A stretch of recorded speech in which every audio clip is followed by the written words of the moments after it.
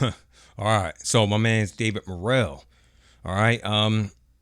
Yesterday, okay, it was like a very great day of boxing, and the reason why is because we got to see two top level boxers in Dimitri Bivol and David Morrell. And I was just sitting back thinking to myself, like, wow, man, what it would be to see a fight between David Morrell and Dimitri Bivol.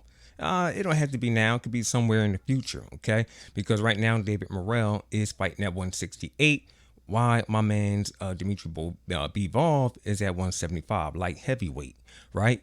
Now, I'm sitting back here, I'm thinking, why in the hell is Al Heyman doing the dumb crap he's doing, trying to promote a welterweight to fight a super middleweight in Canelo Alvarez, when he already has a guy that's, I mean, very skilled.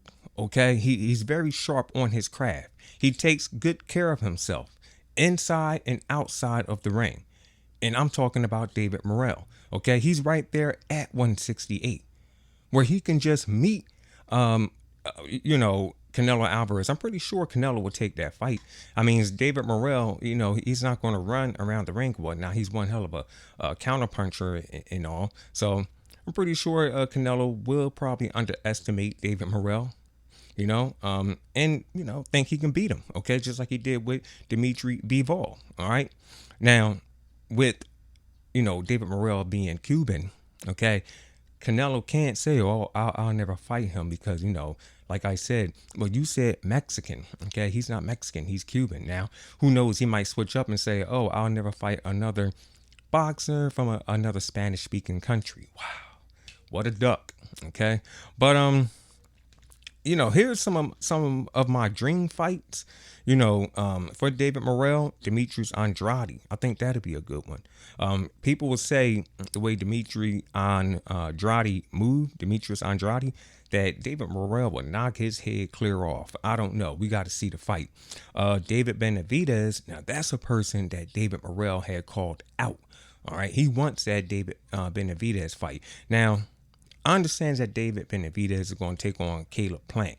All right. And I'm thinking, like, damn, yo, I mean, how good would David Benavidez look against, Caleb Plant? You feel me? Now, I don't know. David Benavidez, yeah, he does hit with power, but most of his opponents was what? I don't know, C-level fighters.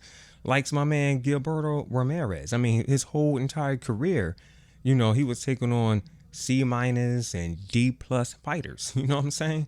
So who knows, man? I mean, I'm giving Caleb Plant a shot in that fight against David Benavidez. Okay, I'm giving him the benefit of the doubt. All right, he could take David Benavidez to school. We'll see. But I would like to see Morrell against him, Benavidez, or he can take on Caleb Plant. All right. I think that'd be an awesome fight. Caleb Plant, he has some pretty good boxing skills, very good footwork and whatnot. And then Canelo Alvarez. Okay, I would love to see that. Like I said, it doesn't make sense with Al Heyman try to bring a welterweight Earl Spence all the way up to 160 or 165 and have him fight a super middleweight. Okay, why? Like, I just don't understand that. I mean, to me, this guy here, Al Heyman, he doesn't understand boxing. He don't understand the business. Okay, he has a pretty good star in David Morrell. Now, these are other fights, Joshua Buasti and Dimitri Bivol. I would like to see those two. But from the way it looks, Dimitri Bivol, Joshua Buasti, and Dimitri Andrade, nah, them fights ain't going to happen. Because this clown, Al Heyman, wants to keep everything in-house, okay? I mean, it's like, dude, you're starving the boxers, okay?